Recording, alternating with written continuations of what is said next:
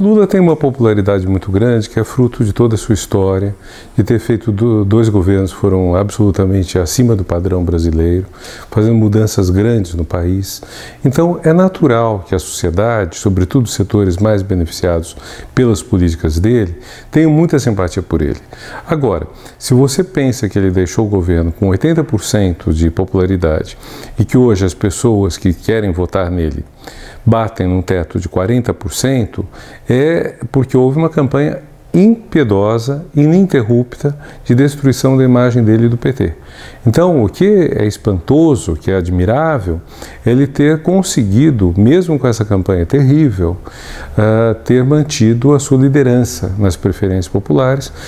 Isso traz um problema grande, que é que uma eleição sem Lula perde legitimidade. Isso coloca o Brasil numa situação muito ruim, porque um país em que se usa um pretexto para impedir uma candidatura altamente popular é um país que tem uma falha séria no seu caráter democrático. Eles farão o possível para impedir que Lula seja candidato, porque sabem que Lula candidato é uma ameaça para o que eles estão fazendo há 2 anos desde que desferiram o golpe.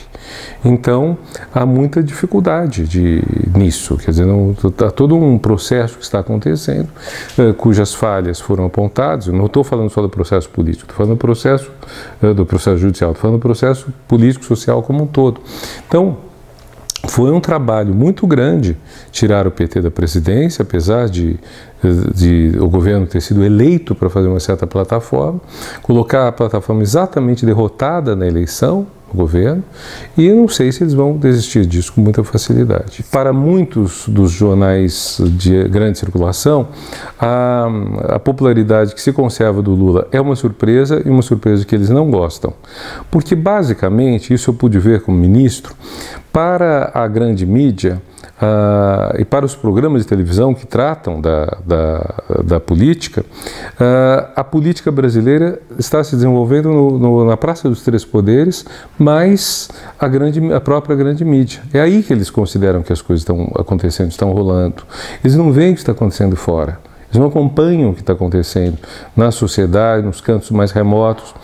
Uns 5 anos atrás, um jornalista da Folha de São Paulo, viajando pelo interior do Piauí, ficou surpreso de descobrir o programa de transporte escolar financiado pelo MEC.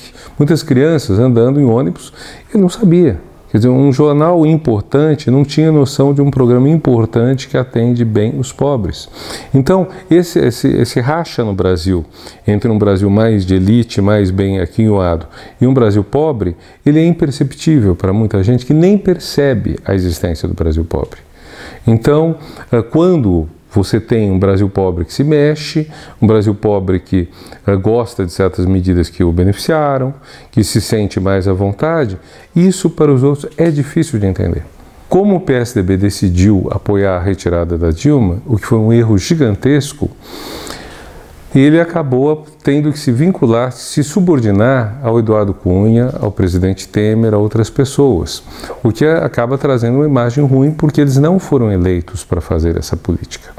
Esse governo, a última eleição no Brasil, repudiou essa política em 2014. Então, há um problema ético e político grande aí. Eu acho muito difícil o Bolsonaro ser eleito presidente da República, para não dizer impossível. Acho que ele é uma bolha que cresceu muito. Na hora das eleições, ele não vai ter palanque de governadores de estado, de candidatos fortes a governo de estado. Quer dizer, por mais que o PSDB, o PMDB tenham ido para a direita, eles não chegam a esse ponto. Então, eu creio que haverá, entre a extrema-direita de Bolsonaro e a direita, que é a PSDB, PMDB, que estão querendo se autodesignar como centro, mas na verdade são direita, você tem um recorte, tem uma separação. Mas isso dito, eu penso que o problema maior é que quase 20% da população brasileira estão enunciando discursos que são discursos totalmente contrários aos valores iluministas, valores morais construídos ao longo desses últimos séculos. Você tem, então, pessoas que defendem, que consideram legítimo um tipo de coisa sem nenhum princípio ético dos consagrados, por exemplo, pelas Nações Unidas, daqueles que foram para a declaração da ONU, justamente como reação à Segunda Guerra Mundial e aos fascismos. Então, o fato de você ter quase 20% da população que acham isso, esse repúdio aos direitos humanos, aos valores éticos da modernidade correto, é muito preocupante. E mais preocupante ainda quando você vê que uma faixa em que ele tem mais eleitores é de pessoas com maior escolaridade. Que coloca a questão também, quer dizer, qual foi essa escolaridade? Para uma pessoa chegar a se formar, por exemplo, numa faculdade, sem ter aprendido a empatia, sem ter aprendido o respeito aos direitos humanos, sem ter aprendido a igualdade de oportunidade, é sinal de que existe uma falha grande na nossa educação. Se Lula não for candidato, quem será o nome do PT? E entendendo que esse nome vai ter que comer muito arroz com feijão até se consolidar. E mesmo que seja um nome bem conhecido, como Jacques Wagner ou Fernando Haddad. No caso do PSDB, há o problema de que os grandes nomes históricos sofreram muito.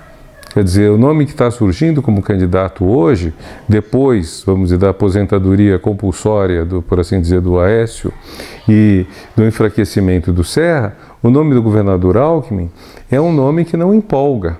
Já teve o fato de que ele, candidato a presidente em 2006, teve menos votos no segundo turno do que teve no primeiro. Então, tanto o PT quanto o PSDB, quanto outros partidos, estão com uma dificuldade de firmar seus nomes. Certo. Mesmo que a gente acredite que Bolsonaro e Marina serão candidatos em qualquer situação, que eu concordaria, a gente não sabe se um deles vai empolgar, um deles vai crescer. Marina cresceu muito em 2014, fruto do azar, do acaso, né, da trágica morte de Eduardo Campos e do fato de que ela teve muito pouco tempo de campanha, então ela não apanhou tanto quanto um candidato a presidente apanha muito. Ele tem que ter força para aguentar isso. O Lula tem, o Alckmin tem, o Ciro tem, vários deles têm muita força para isso. Agora, quem vai ficar no fim, eu não sei. Eu acho que o melhor seria se o Brasil tivesse um segundo turno entre uma sensibilidade de esquerda e uma sensibilidade de uma direita mais democrática. Seria o melhor. Você não pode dizer que a esquerda tem que se unir porque você não pode decidir por ela. Quer dizer, você tem muitos setores de esquerda que veem as coisas de modo diferente. Todos eles, todos os setores relevantes de esquerda repudiaram o processo contra o Lula, repudiaram a condenação, etc. Mas é um erro querer dizer ao PSOL, ao Ciro Gomes e a outros que eles têm a obrigação de apoiar o nome do PT. Não tem, eles têm o direito de querer outro caminho. Um dos problemas que sucedeu com toda essa perseguição, por assim dizer, ao PT, é que as críticas que devem ser feitas ao PT, que ele merece, as mudanças de caminho, etc., que deveriam ser feitas, elas foram às vezes abafadas, justamente com esse argumento de que não é hora de falar mal do PT, não é hora de criticar o Lula. Isso não tem sentido. Quer dizer, sempre é hora para isso. Porque senão você vai adiando e nunca você chega a fazer uma reavaliação. E acho que tanto o Ciro quanto o PSOL, quanto outros segmentos de esquerda, eles têm suas críticas, às vezes fortes ao PT. Quer dizer, então isso tem que ser escutado. Se dentro disso for possível gerar uma candidatura conjunta, ou, que me parece mais viável, uma aliança no segundo turno, eu acho que isso está bom.